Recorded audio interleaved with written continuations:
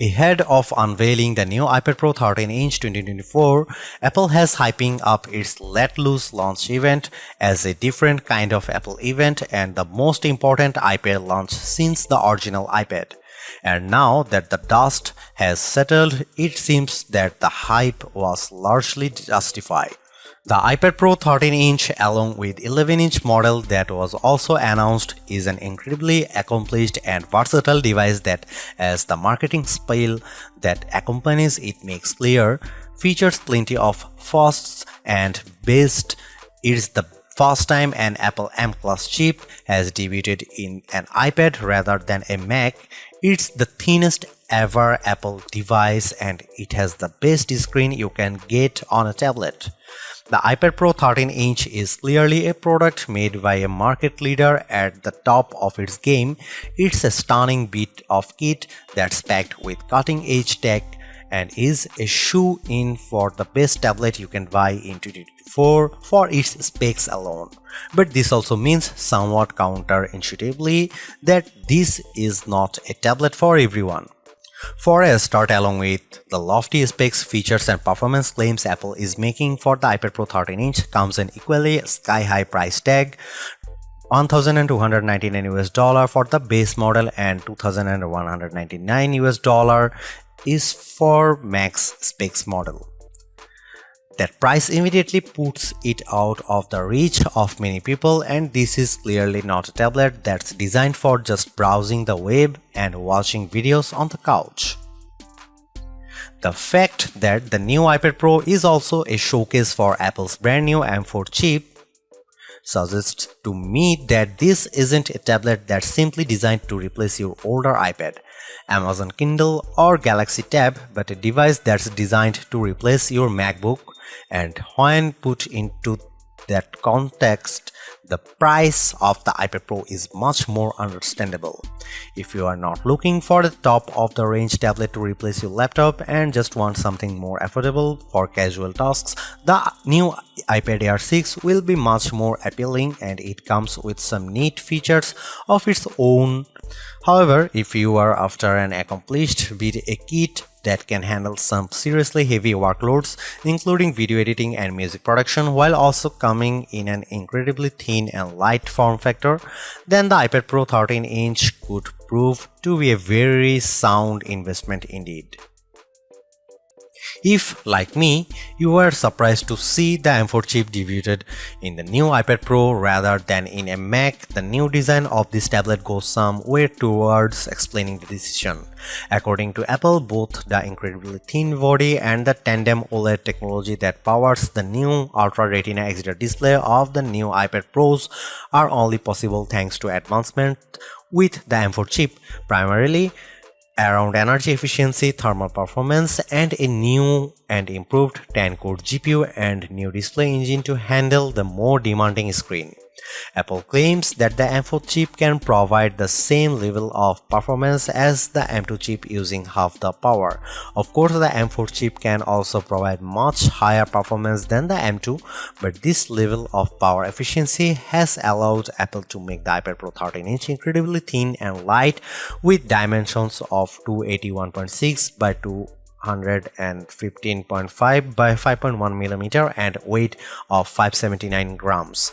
This is thinner than the 5.9 mm thickness of the iPad Pro 11 2022 and noticeably thinner than the 6.4 mm of the iPad Pro 12.9 2022.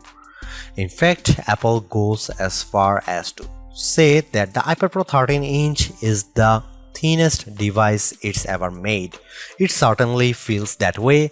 Quoting, "Dimensions of won't give you a real idea of just how thin the iPad Pro 13-inch 2024 is. You need to see it and feel it for yourself. Despite having a larger display than the previous model, the 13-inch iPad Pro is easily portable, especially if you are used to carrying around a 13-inch laptop. As for Apple's claims that it's the thinnest device it's ever made, I put it next to an AirTag, the thinnest Apple product I had to hand, and the iPad Pro 13-inch 2024 is indeed thinner, even if only just. This is quite the achievement considering that one of these devices is a premium and powerful tablet computer and the other is essentially a location tracker that's designed to be as universal as possible when attached to your belongings. Having such a thin, light and expensive device might be a bit concerning for some, and the iPhone 6 Plus will still be in a lot of people's mind even after all those years. The good news is that despite its incredibly slim design, the iPad Pro 13-inch 2024 feels impressively robust, and while you won't want to go throwing it around as you might a cheap and cheerful Android tablet that costs a fifth of the price, you won't feel like you are handling a delicate artifact that could shatter at any moment. As you might expect, a range of covers and protective cases are available for the iPad Pro 13-inch from Apple itself and third parties like Logitech. I'd certainly recommend buying one to help protect your expensive purchase, especially as many, such as Apple's new Magic Keyboard, add additional features to the tablet.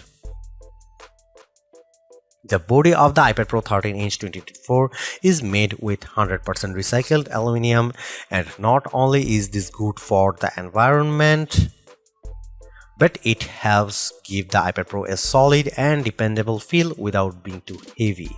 The iPad Pro is available in two colors, silver and space black, which is the version I was sent and which you can see pictured toward this review. It doesn't, however, seem to have the same clever fingerprint-proof material found with certain colors of the latest MacBook Air, which Apple terms a breakthrough anodization seal to reduce fingerprints, and after only a short while, the back of the iPad Pro was dotted with fingerprints. The iPad Pro 13-inch 2024 has 4 built-in speakers along with 4 microphones. On the right hand side, when you are holding the tablet in portrait orientation, are the volume buttons, and at the top is the power button. At the bottom is a Thunderbolt 3 USB 4 port that can be used for charging and connecting peripherals such as USB-C monitors or external hard drivers with data transfer speed up to 40 Gbps. I still believe that the move from Apple's proprietary Lightning port to the much more widely used USB-C for its product including iPads and iPhones is the right consumer-friendly move that allows you easily connect different chargers and peripherals. It should be noted that in Europe the iPad Pro does not come with a charger, just the cable. That reduces packaging and also e-waste, as there is good chance that people will already have a USB-C charger lying around.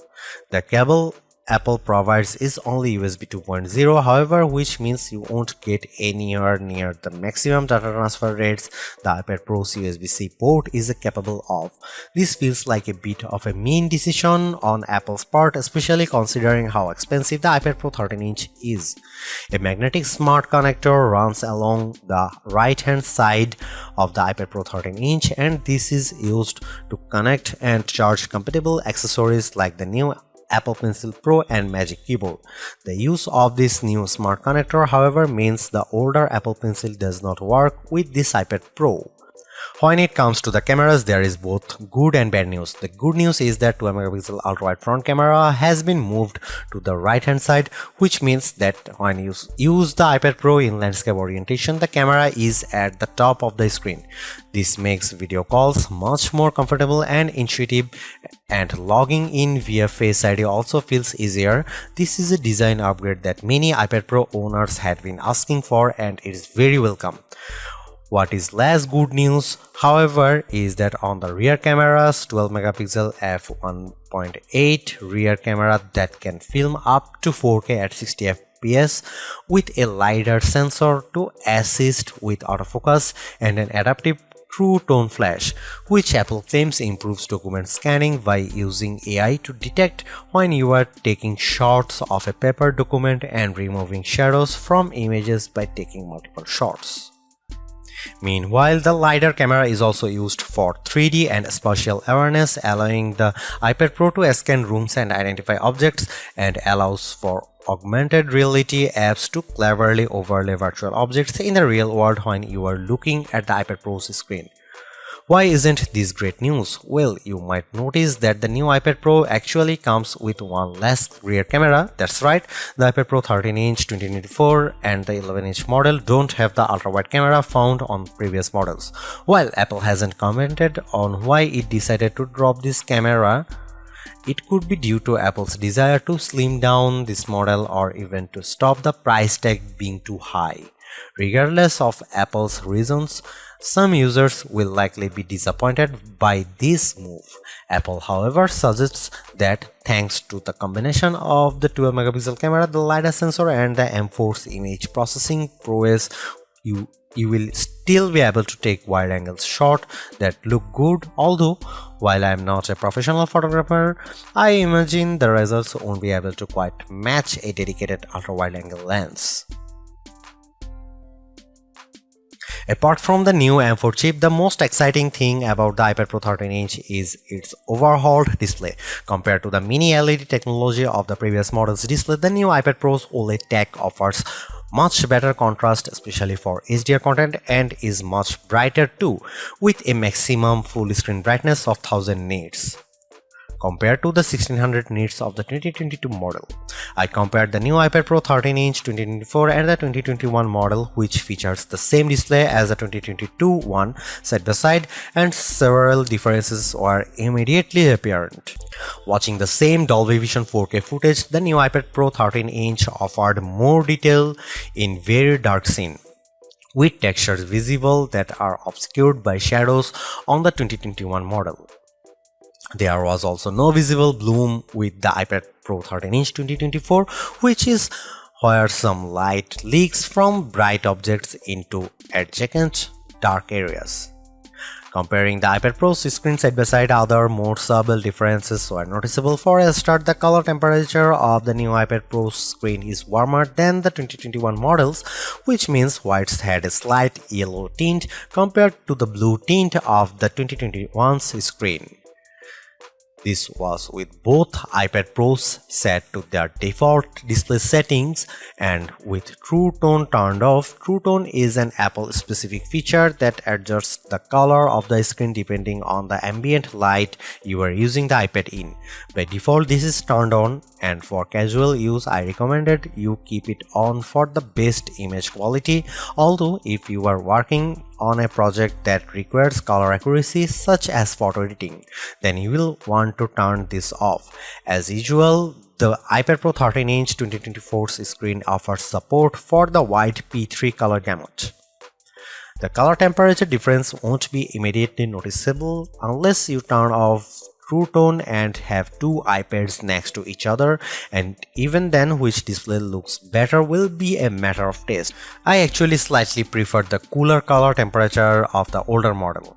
Watching movies both through the Apple TV Plus and Disney Plus, as well as viewing photos and playing games, was an absolute joy on the iPad Pro 13-inch 2024, with colors looking bright, lifelike, and vibrant. As far as tablets go, you won't get a better viewing experience. The screen also comes with ProMotion technology that enables adaptive refresh rates between 10Hz and 120Hz, depending on what you are doing. This means that scrolling websites and social media feeds feels smooth and responsive, and games feel great as well. The display of the iPad Pro 13-inch 2024, which Apple calls Ultra Retina XDR, is capable of lower refresh rates than its predecessor, which won't make too much of a difference viewing wise but could help to prolong battery life when a fast refresh rate isn't needed. The 13-inch iPad Pro has a slightly larger screen compared to the display of the previous 12.9-inch model, but it also has a higher resolution which evens out the pixel density, so it's pretty even between generations at 264 ppi for the new Pro compared to the older model's 265 ppi. The more pixels per inch a display has, the sharper and more detailed the image quality. The iPad Pro 13-inch 2024 uses some rather unique technology dubbed Tandem OLED.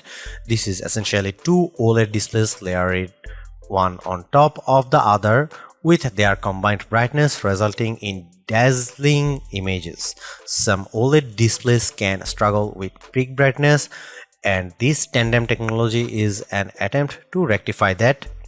It certainly seems to have worked, as I had no trouble with viewing the iPad Pro 13-inch 2024 screen in all manner of lighting environment, even outside in bright sunlight.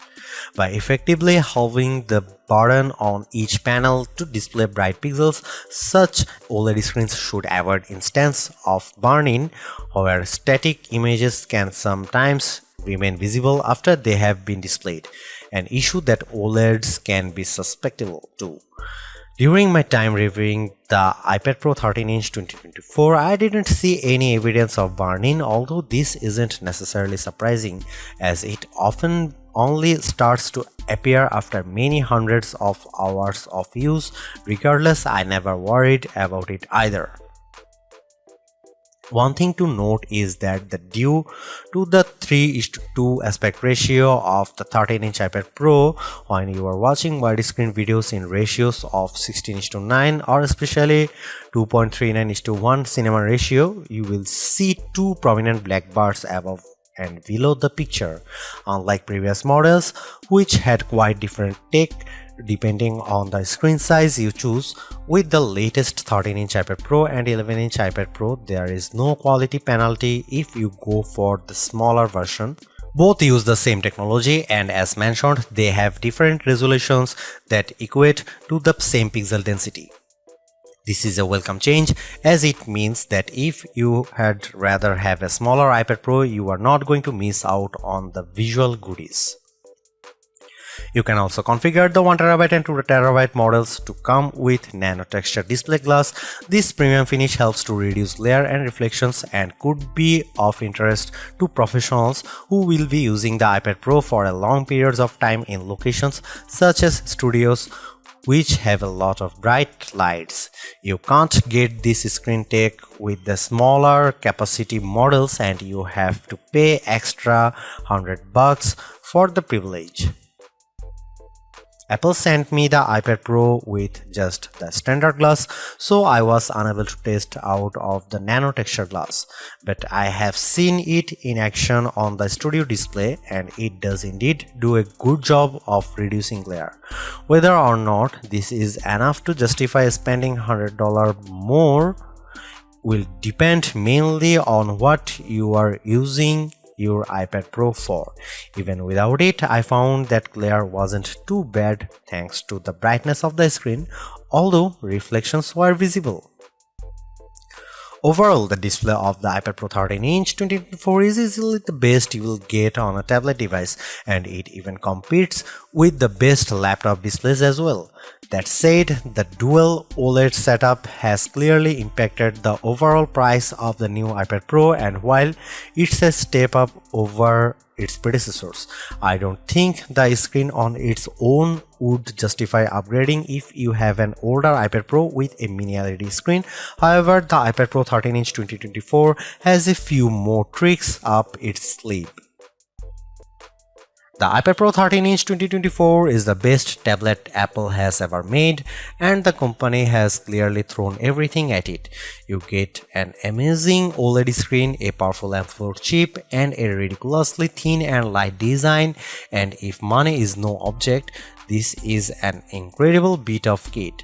However, for the vast majority of us, money is an object, and a very important one, and it's hard to justify the huge price tag unless you are going to be using this as a laptop or desktop replacement for serious creative workloads.